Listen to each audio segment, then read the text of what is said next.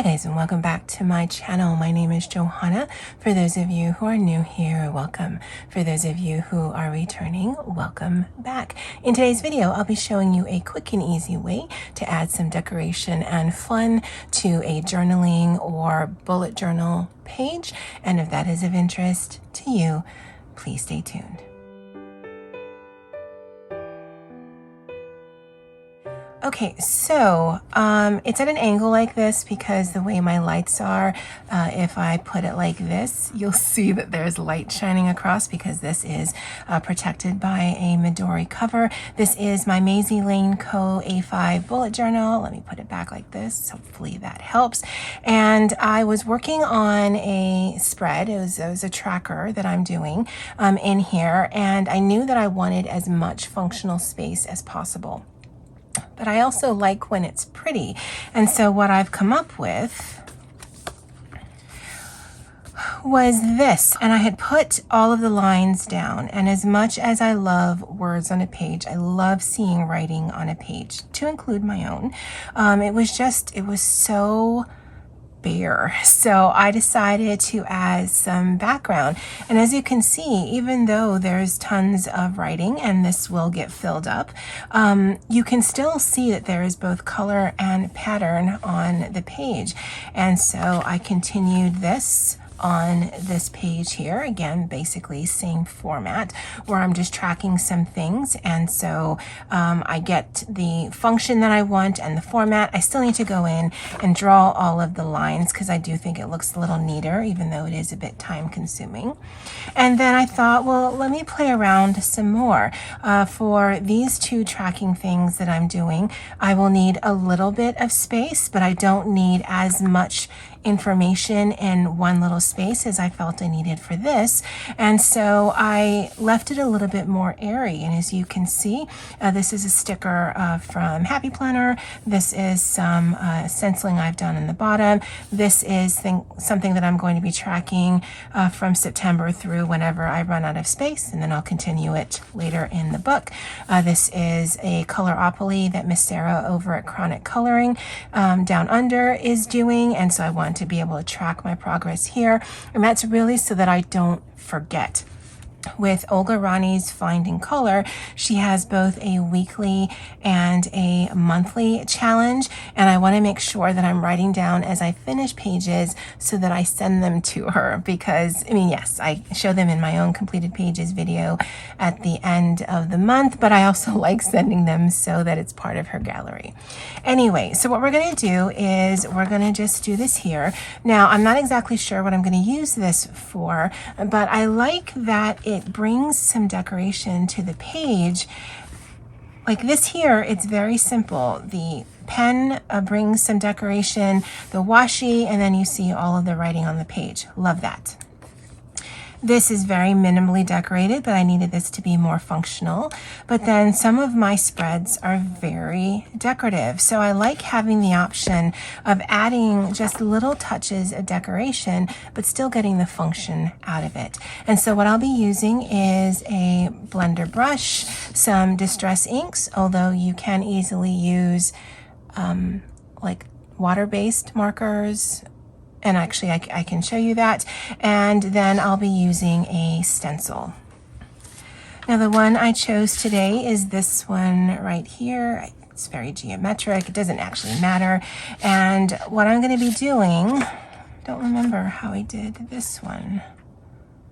Okay, so I lined it up to the end, but I do want white space on the top and the bottom just in case there's any headers, and then I will line it up. So let me show you what I mean by that.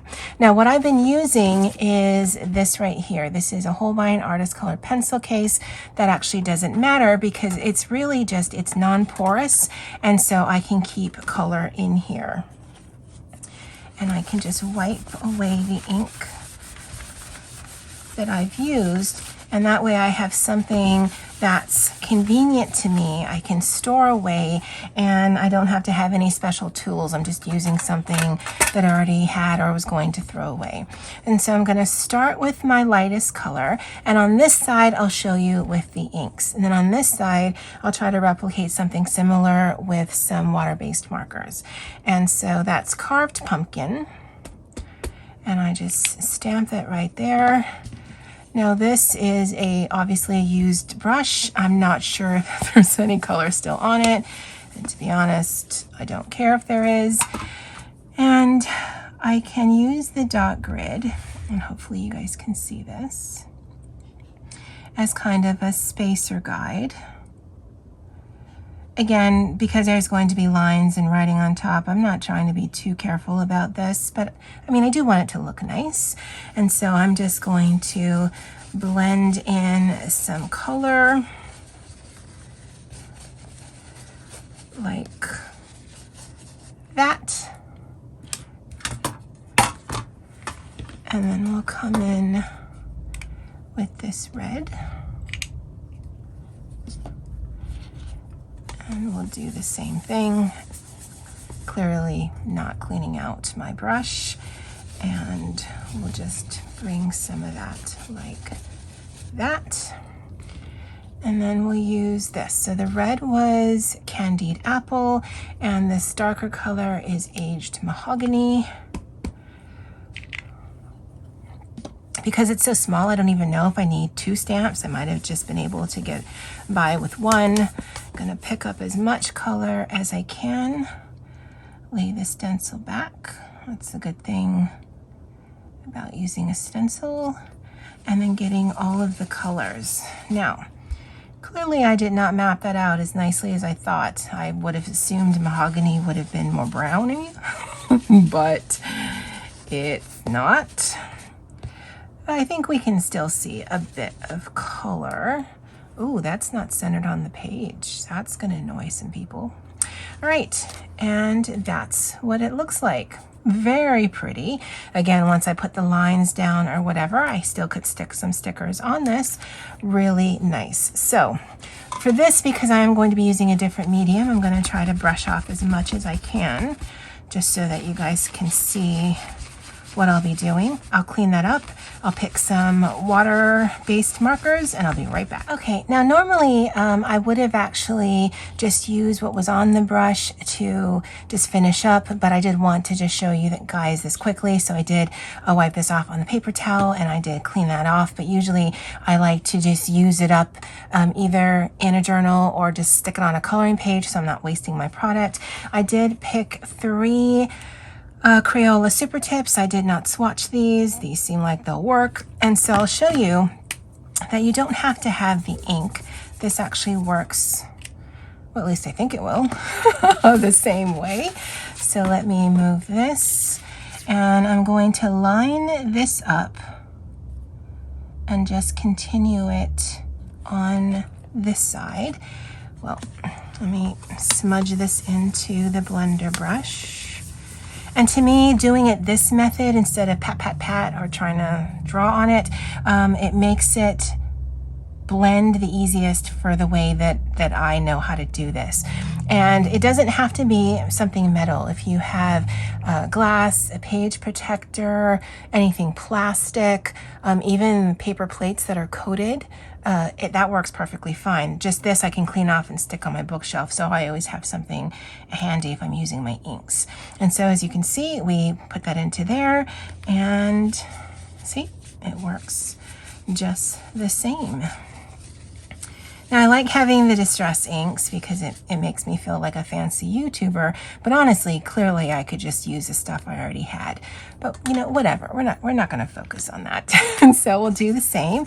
And I think starting with the lightest color, working your way just makes sense because I'm not cleaning in between. That actually seems like a really nice color.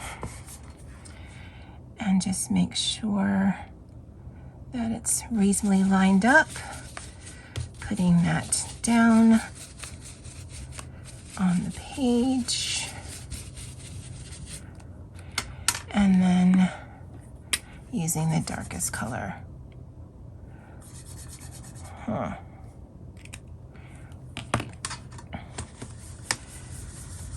I expected that to be more like that mahogany one. Well, that's what you get when you don't swatch. Still think it's going to be cute though. And then just bring this in touches like that and bring it into the spine. Wow, that looks really pretty. Now, obviously it isn't centered on the page. If you can see the spaces down there. And I don't know if it's worthwhile.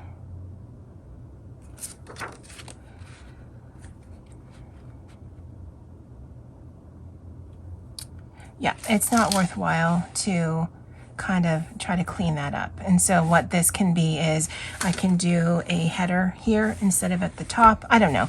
Something like this does not bother me. I don't get too precious about my things. This is going to be really pretty. As you can see right there. Obviously, I didn't block off the stencil as much as I should have if I were a perfectionist, which I am not.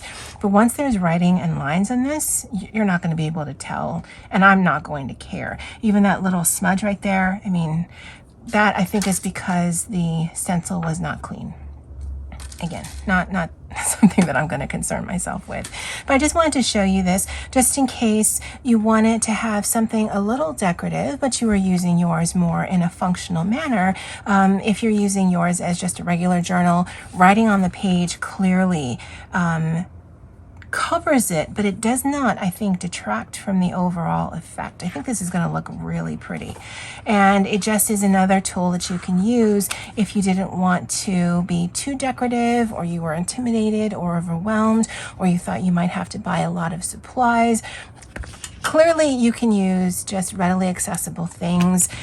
Stencils, I do have some in my arsenal, but I did show a video the other day where I used a paper doily, and that looked really good as well. You can make your own stencils. I mean, there's a whole bunch of ways that you can use the stuff that you have in the stuff that you own and not have to source a lot of things. But I just like having some different options of the tools that I have so that I don't have to just use a one and done. It's only good for this or it's only good for that. I like being able to use all of my different mediums in all of my different hobbies, and that way I feel I get even more value out of it.